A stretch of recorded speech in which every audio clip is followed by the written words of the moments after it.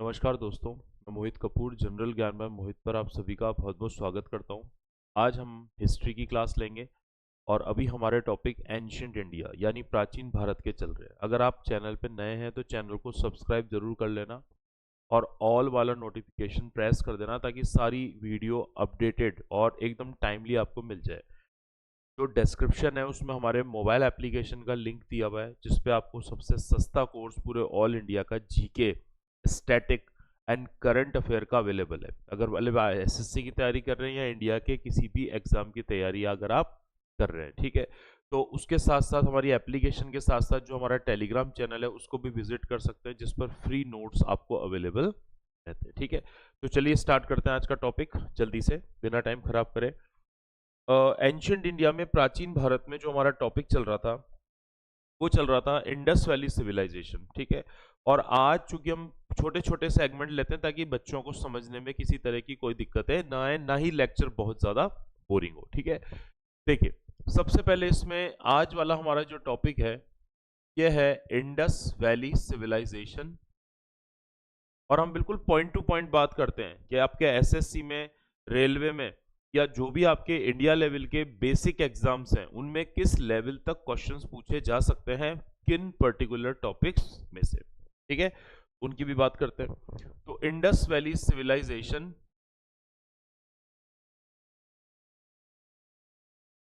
Indus valley civilization या सिंधु घाटी सभ्यता।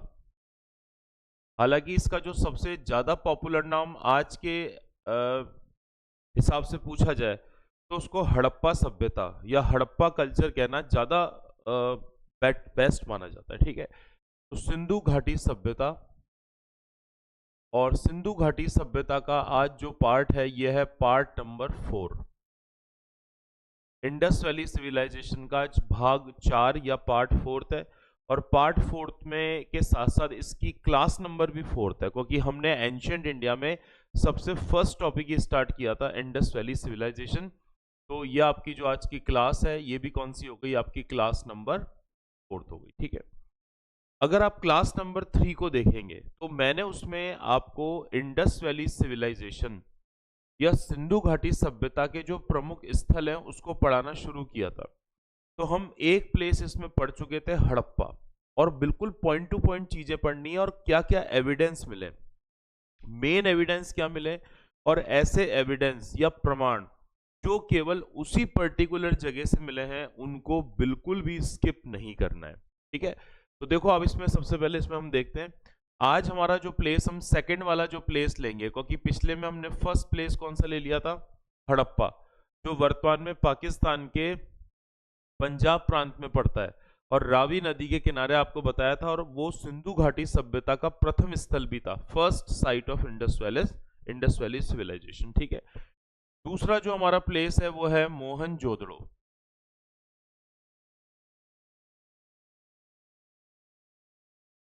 मोहनजोदड़ो या मोहनजोदारो,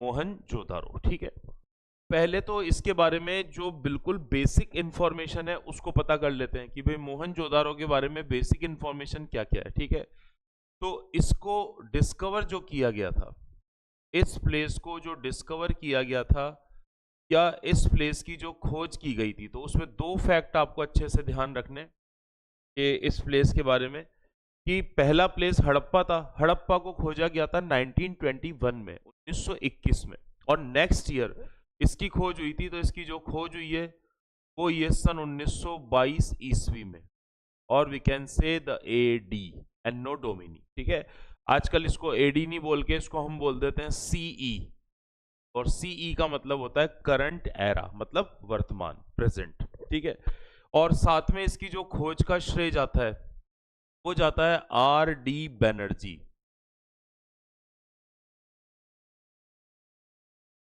इसका जो खोज का श्रेय जाता है, कंट्रीब्यूट किया था, वो किसने किया था, आर डी बैनर्जी, जिनको हम कहते हैं रखाल दास बैनर्जी।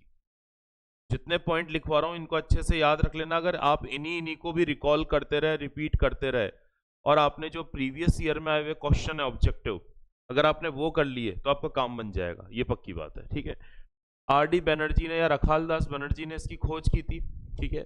सेकंड पूछता है कि ये कहाँ पर मौजूद है, तो ये वर्तमान में कौन से देश में पड़ता है? पाकिस्तान।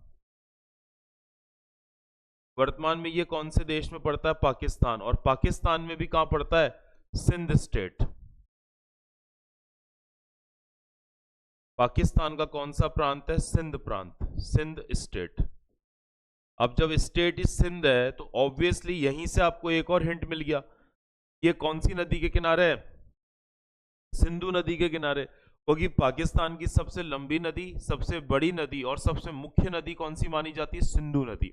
जब मैं ज्योग्राफी स्टार्ट कराऊंगा तब एक एक पॉइंट अच्छे से बताऊंगा। ठीक है।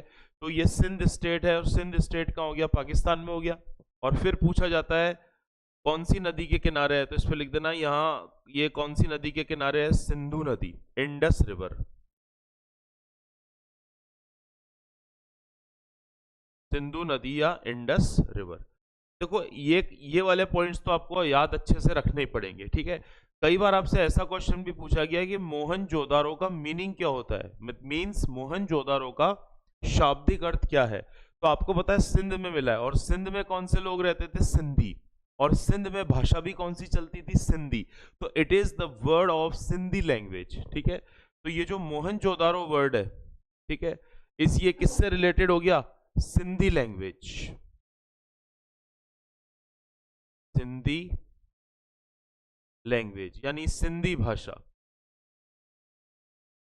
सिंधी लैंग्वेज और सिंधी भाषा से एसोसिएट है। और सिंधी वैसे भी आपको ध्यान रखना है क्योंकि 8th शेड्यूल्ड में, हमारे कॉन्स्टिट्यूशन के 8th शेड्यूल्ड में, यानी हमारे भारतीय संविधान की 8वीं अनुसूची में जिन 22 भाषाओं को मान्यता प्राप्त है उनमें एक भाषा आपकी कौन सी है? सिंधी। और सिंधी कौन से संविधान संशोधन से ऐड हुई थी? 21वां संविधान संशोधन। मैं पॉलिटिकल साइंस में संविधान संशोधन पढ़ाऊंगा तब इसको मैं लिखवा दूंगा। 21st कॉन्स्टिट्यूशन अमेंडमेंट 1967 के आसपास, और इसमें कौन सी भाषा को ऐड किया गया था? सिंधी। तो सिंधी उसमें शामिल है। ठीक है। और इसका मोहनजोदड़ो का जो मीनिंग होता है, मोहनजोदड़ो का जो मीनिंग होता है वो होता है मृतकों का टीला। क्या बोला जाता है हिंदी में? सिंधी भाषा में मोहनजोदड़ो का अर्थ होता है मृतकों का टीला। ठीक है। The dune of dead bodies, the dune of dead bodies, the dune of dead bodies के नाम से इसको जाना जाता था। हालांकि मैं एक चीज क्लियर कर दूं आपको, जब मैंने हड़प्पा सिविलाइजेशन पढ़ाया था तो हड़प्पा सिविलाइजेशन में मैंने आपको लिखवाया था इंडस वैली सिविलाइजेशन या सिंधु सभ्यता का सबसे बड़ा कब्रिस्तान मिला है हड़प्पा में, क्योंकि कंकाल ही कंकाल मिले। मोहनजोदड़ो से आपको बहुत ही लिमिटेड कंकाल मिले, जबकि ये बड़ा शहर माना जाता था। पूरे इंडस वैली सिविलाइजेशन के जितने भी शहर भारत, पाकिस्तान, अफगानिस्तान में मिले, उसमें सबसे बड़ा शहर अकॉर्डिंग टू एरिया, क्षेत्रफल की दृष्टि से आपका मोहनजोदारो है। जबकि गिने चुने स्केलेटन या कंकाल मिले, इससे यह प्रमाणित होता है कि यहां पर डेड बॉडीज को जलाया जाता था। ये पूछा हुआ क्वेश्चन है आपसे कि शवों को दफनाया कहां पर जाता था? मुख्य रूप से तो हड़प्पा में। और शवों को या डेड बॉडीज को जलाया कहां पर जाता था? तो इसमें आपका जो आंसर होगा वो कौन सा होगा? मोहनजोदारो। ठीक है। तो ये तो इसके बारे में बेसिक नॉलेज हो गई। अब क्वेश्चन ये आता है कि मोहनजोदारो से हमें कौन कौन से इंपॉर्टेंट एविडेंस मिले हैं जो एग्जाम में पूछे जा सकते हैं। तो 5 से 7 बहुत इंपॉर्टेंट एविडेंस हैं, उनको अच्छी तरह से याद रख लेना। ठीक है। तो नेक्स्ट पे लिखते हैं इसमें कि यहां से मिलने वाले हमारे जो एविडेंस है या यहां से मिलने वाले जो प्रमाण है वो कौन कौन से हैं। तो पहली चीज तो आपको याद रखनी है कि मोहनजोदारो समय बहुत भारी मात्रा में सील मिली है। सील मतलब आपको पता है क्या होती है? सील का मतलब होता है मोहर। कहीं भी आपने देखा होगा सामान वामान होता है तो ऐसे बैंक वैंक में जाते हैं तो सील लगाते हैं। तो अब तो आपको पता है सील रबड़ और प्लास्टिक की बनती है। उस समय सील एक विशेष प्रकार के पत्थरों से बनी होती थी। तो आपसे जब भी पूछा जाएगा कि मैक्सिमम सील्स कहां से मिली है, तो मोहनजोदारो से मिली है। पर ऐसी सील मैक्सिमम कहां से मिली है जिस पर इंडस लिपि लिखी हुई है, तो वो हड़प्पा से मिली है। ठीक है। तो ध्यान रखना, पहला एविडेंस लिख रहा हूं, यहां से आपको जो मिली है वो मैक्सिमम सील्स मिली है। मैक्सिमम सील्स, या हिंदी में इसको लिखेंगे सर्वाधिक मुद्राएं। मैक्सिमम सील्स मिली है या सर्वाधिक मुद्राएं मिली है, कहां से? मोहनजोदारो से। ठीक है। अब अगर मैक्सिमम सील्स की बात करेंगे तो सबसे जो महत्वपूर्ण सील मिली है वो मिली है पाशुपत सील। बहुत इंपॉर्टेंट है, क्वेश्चन आता है तो ध्यान रखना। इनके अंदर सबसे इंपॉर्टेंट जो सील मिली है यहां से वो मिली है पाशुपत सील।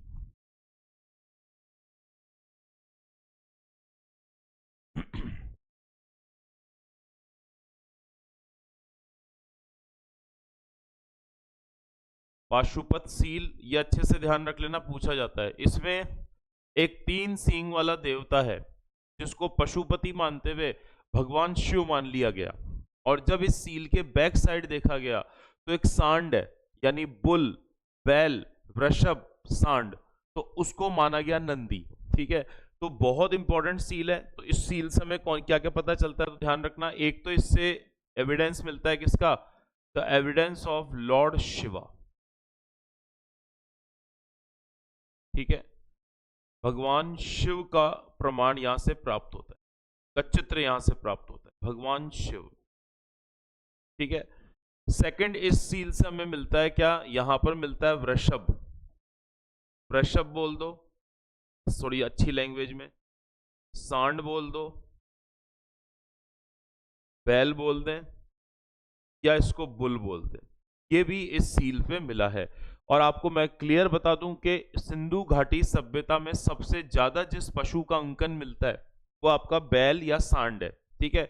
इसलिए जब भी आपसे पूछेगा कि सिंधु घाटी सभ्यता का सबसे पवित्र पशु कौन सा था, तो सांड है। ठीक है। इस पे लिख देना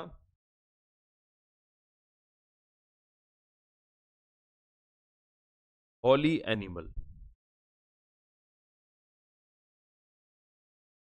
होली एनिमल या सबसे पवित्र पशु। होली एनिमल या सबसे पवित्र पशु। सिंधु घाटी सभ्यता के लोगों को बहुत सारे एनिमल्स के बारे में पता था। ये मैं आपको लिखवा चुका हूं पहले। जब आप प्रीवियस क्लास देखोगे तो नोट्स में मैं लिखवा चुका हूं, लेक्चर में समझा चुका हूं। ठीक है। पर सबसे पवित्र पशु कौन सा था? ये था। ठीक है। इसके अलावा पशुपति सील से जो अदर एनिमल्स के एविडेंस मिले, क्योंकि पाशुपत का मतलब ही होता है जो पशुपतियों को के नाथ हैं, उनके भगवान है पशुओं के, तो पशुपत हो गए भगवान शिव। ठीक है। अदर एनिमल्स, इस पाशुपत सील पे और कौन से एनिमल के एविडेंस प्राप्त होते हैं जो हमें कहां से मिली है? मोहनजोदारो से मिली है। देखो, एक तो इसमें है टाइगर। टाइगर के एविडेंस मिले। कई बुक्स में गलती से चीता लिख देता है जबकि वो बाघ या टाइगर है। ठीक है। दूसरा इसमें एविडेंस मिला है किसका? हिरण का। हिरण का एविडेंस भी इसमें यहां से मिला है। ये भी बहुत इंपॉर्टेंट हो जाता है। ठीक है। तीसरा एविडेंस मिला है यहां से हाथी का, एलिफेंट।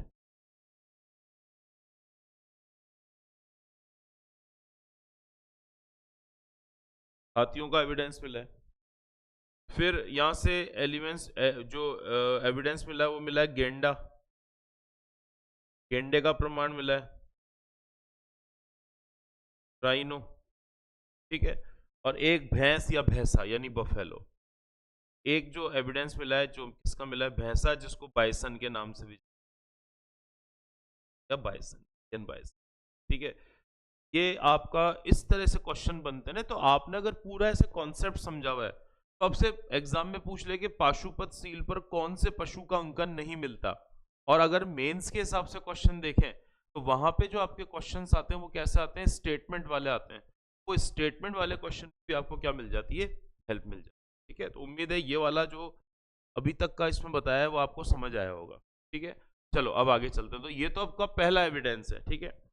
और यहां से कौन कौन से एविडेंस मिले? तो यहां से एक मिला है आपको डांसिंग गर्ल, मतलब एक लड़की की डांस करती हुई मुद्रा मिली है। मतलब डांसिंग स्टाइल में एक मूर्ति मिली है और वो मूर्ति बनी हुई है किसकी? कांसे की, यानी ब्रॉन्ज की। ठीक है, इसमें लिख देना यहीं पे सेकंड एविडेंस जो मिला है वो मिला है dancing girl of bronze, dancing girl sculpture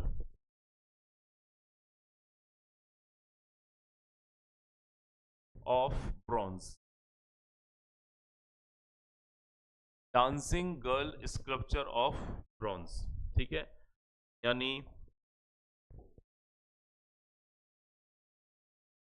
नृत्य करती हुई महिला की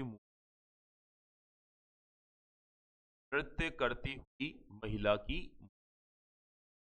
बहुत इंपॉर्टेंट है क्योंकि ये क्वेश्चन बना हुआ है। ठीक है, और ये मूर्ति किसकी बनी हुई है? कांसे की, कांसे की। ठीक है, तांबा और टिन को मिलाएंगे तो क्या बन जाएगा आपका? कांसा बन जाएगा, ब्रॉन्ज बन जाएगा। ठीक है, तो कांसे की मूर्ति मिली है। तीसरा, इसमें यहीं पर पत्थर की मूर्ति मिली है, और पत्थर की मूर्ति किसकी मिली है? पुजारी की मूर्ति या प्रीस्ट की मूर्ति। ठीक है, तो ध्यान रखना, द स्कल्पचर ऑफ प्रीस्ट, ठीक है, या पुजारी की मूर्ति, पुजारी की मूर्ति मिली है। ठीक है, और ये किससे बनी हुई है? पाषाण, यानी पत्थर या स्टोन से बनी हुई पुजारी की मूर्ति मिली है। तो ये भी जो पॉइंट है आपका, ये काफी ज्यादा इंपॉर्टेंट हो जाता है। ठीक है, तो एक तो दिया, ध्यान रखना। ठीक है, अच्छा, साथ ही साथ मोहनजोदड़ो में हर घर से कुएं के एविडेंस मिले। ठीक है, तो इसमें एक चीज लिख देना, मैक्सिमम वेल्स, मैक्सिमम वेल्स। ठीक है, यानी सर्वाधिक कुएं, मैक्सिमम वेल्स या सर्वाधिक कुएं। तो मैक्सिमम वेल्स या सर्वाधिक कुएं के जो एविडेंस मिले वो भी आपको कहां से मिले? मतलब जैसे हड़प्पा में लगभग हर घर में टॉयलेट होता था, हड़प्पा में हर घर में शौचालय होता था। ठीक है, जबकि मोहनजोदारो में लगभग लगभग हर घर में आपको कुएं के क्या मिले? साक्ष्य मिले या एविडेंस। ठीक है, उसके बाद यहां से मिला है वृहद स्नानागार, बृहद स्नानागार। इसके कई बार क्वेश्चन आते हैं, को बोलते हैं द ग्रेट बाथ, बृहद स्नानागार या द ग्रेट बाथ। इसके एविडेंस मिले, मतलब एक तरह का ये बाथरूम कम स्विमिंग पूल है। जब भी कोई बड़ी पूजा होती थी तो बहुत सारे लोग एक साथ एक ही समय में स्नान कर पाए, इसलिए ये बनाया गया था। ठीक है, तो ये जो सिंधु सभ्यता की जो बड़ी बड़ी बिल्डिंग्स मिली है उनमें से एक बिल्डिंग ये भी मानी जाती है, जो आपको ध्यान रखना है, बृहद स्नानागार। तो एक तो क्वेश्चन आया हुआ है इसकी डायमेंशंस पे, इसकी जो डायमेंशंस थी वो क्या क्या थी, ये आप अच्छे से याद रख लेना। इसकी जो लंबाई थी, ये क्वेश्चन आया हुआ है इसलिए मैं आपको लिखवा रहा हूं, ये थी लगभग 11.88 मीटर, ये तो इसकी लंबाई थी। ठीक है, सेकंड इसकी पूछी जाती है कि इसकी चौड़ाई कितनी थी, ब्रॉडनेस कितनी थी, तो ये है 7.01 मीटर। ये इसकी, ये तो लंबाई हो गई, ये चौड़ाई हो गई, लगभग लगभग रेक्टेंगल शेप का ये क्या हो गया? बृहद स्नानागार हो गया। ठीक है, और तीसरा पूछा जाता है कि इसकी डेप्थ कितनी थी, यानी इसकी गहराई कितनी थी, तो अप्रोक्सीमेट इसकी गहराई थी 0.4। तो ये तो हो गई इसकी डायमेंशन। और इसमें जो नॉर्थ और साउथ में स्टेप्स थी, steps in 9 steps in north and south, 9 steps in north and south. ठीक है, मतलब उस स्विमिंग पूल में या उस बाथरूम में जब उतरोगे तो उतरने के लिए 2 डायरेक्शन में सीढ़ियां थी, एक तो नॉर्थ में और एक साउथ में, और दोनों में कितनी कितनी सीढ़ियां थी? 9 9। ठीक है, इसमें लिख देना उत्तर व दक्षिण में 9 9 सीढ़ी, उत्तर व दक्षिण में, उत्तर व दक्षिण में 9 सीढ़ियां। ये भी एक बहुत इंपॉर्टेंट एविडेंस है जो आपसे पूछा जाता है। साथ साथ में इसमें आपने देखा होगा किसी भी स्विमिंग पूल में जो नीचे का फर्श होता है वो वाटर प्रूफिंग होती है, ताकि पानी नीचे रिस रिस के ना चला जाए। तो यहां पर भी दुनिया में वाटर प्रूफिंग का सबसे ओल्डेस्ट एविडेंस है। ठीक है, तो यहीं पर एक लाइन में लिख देता हूं वापस से, इंपॉर्टेंट है। Oldest evidence of water proofing.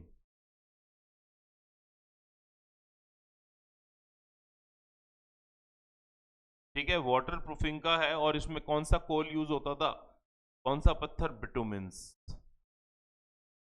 Water proofing का सबसे पुराना जो एविडेंस मिला है वो यहीं से मिला है, और इसमें फर्श में किसका प्रयोग किया गया है, बिटुमिन्स का प्रयोग किया गया है। ठीक है, और अभी आपको मैंने बता दिया था कि ये जो वृद्ध स्नानागार था, द ग्रेट बाथ था, इसे सामूहिक स्नान के लिए काम में लिया जाता था जब कोई धार्मिक कार्य होने वाला होता था।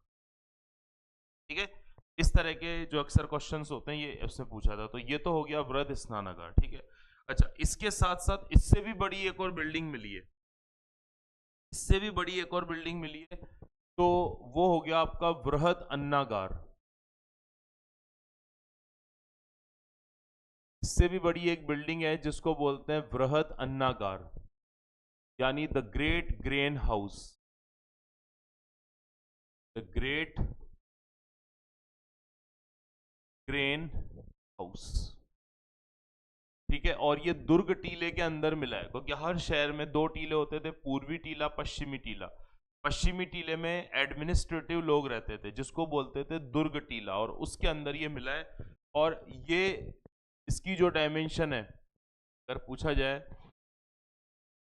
कि इसकी जो डायमेंशन है कितनी है, तो ये आपका 45 मीटर बाय 15 मीटर का ग्रेन हाउस मिला है। यानी अगर देखा जाए तो जो द ग्रेट बाथ की हम बात कर रहे थे उससे भी बड़ा मिला है, उससे भी क्या मिला है, बड़ा मिला है। ठीक है, एक तो ये हो गया।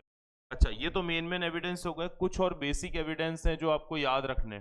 ठीक है, इसमें क्या है, एक बकरे के पीछे एक ऐसी मोहर मिली है जिसमें बकरे के पीछे चाकू लेके आदमी खड़ा है, यानी पशु बलि के प्रमाण। ठीक है, तो first evidence of animal sacrifice, animal sacrifice यानी पशु बलि,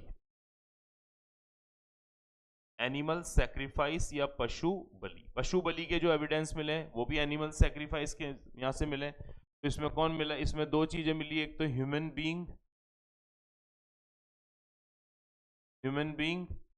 एंड अ गोट। ठीक है, इंसान और बकरी के प्रमाण यहां से प्राप्त हुए। अच्छा, यहां से एक तलवार भी मिली है, पर एक्चुअली उसे तलवार नहीं बोलेंगे, वो एक तरह की शलाका तलवार थी, क्योंकि लोहे की खोज तो हुई नहीं थी, और बिना लोहे की खोज के तलवार का कोई औचित्य नहीं है। तो एक शलाका तलवार मिली है, पर आपके एसएससी लेवल पे इतना डीपली नहीं पूछा था, तो वो इसमें मैं स्किप करवा रहा हूँ। ठीक है, अच्छा, उसके अलावा सबसे पहले यहाँ पर प्रमाण मिला है कॉटन क्लोथ्स, कॉटन क्लोथ्स। यानी इस तरह से लिख सकते हो, सूती वस्त्र का प्रथम प्रमाण, सूती वस्त्र का प्रथम प्रमाण, the first evidence of cotton clothes. सूती वस्त्र का जो पहला प्रमाण मिला है वो यहां पर मिला है, और जो कॉटन क्लोथ्स मिले हैं वो चांदी के बर्तन में मिले। ये जो कॉटन क्लोथ्स मिले हैं ये किस में मिले हैं, इन द सिल्वर यूटेंसिल, चांदी के बर्तनों में।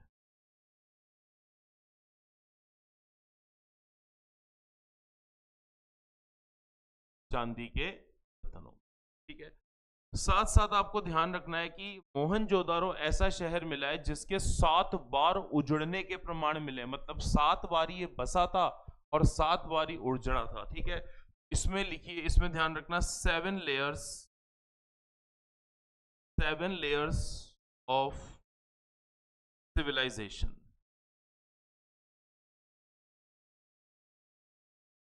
सिविलाइजेशन यानी सभ्यता के 7 स्तरों के प्रमाण।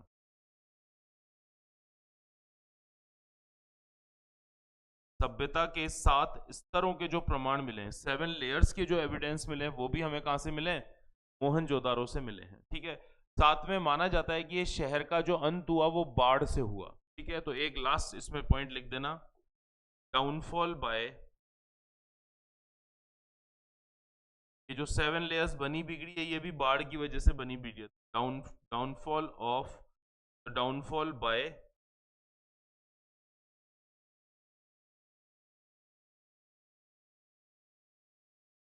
डाउनफॉल बाय फ्लड,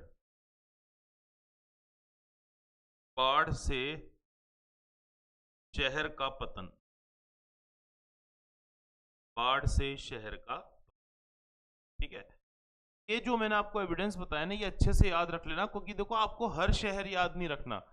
गिनती के 5 या 6 शहर हैं जिनके एविडेंस अगर याद है। अब हड़प्पा के तो इससे कम थे, मोहनजोदारो चूंकि बहुत बड़ा सिटी था इसलिए यहाँ पे एविडेंस भी ज्यादा मिले हैं। ऐसे कालीबंगा से भी एविडेंस ज्यादा मिले, बाकी से तो वही 3-3 4-4 मिले जो आपको याद रखने, और उन्हीं में से आपका क्वेश्चन आ जाता है। ठीक है, तो चलिए फिर एंड करते हैं आज का लेक्चर। अगला पार्ट लेंगे 5 पार्ट, और उसमें सारी जो इंडस वैली सिविलाइजेशन की बची हुई साइट्स है उनको हम क्या करने की कोशिश करेंगे, कंप्लीट। ठीक है, चलिए अपना ध्यान रखिए, गुड नाइट, और नेक्स्ट लेक्चर में मिलते हैं। बहुत बहुत धन्यवाद।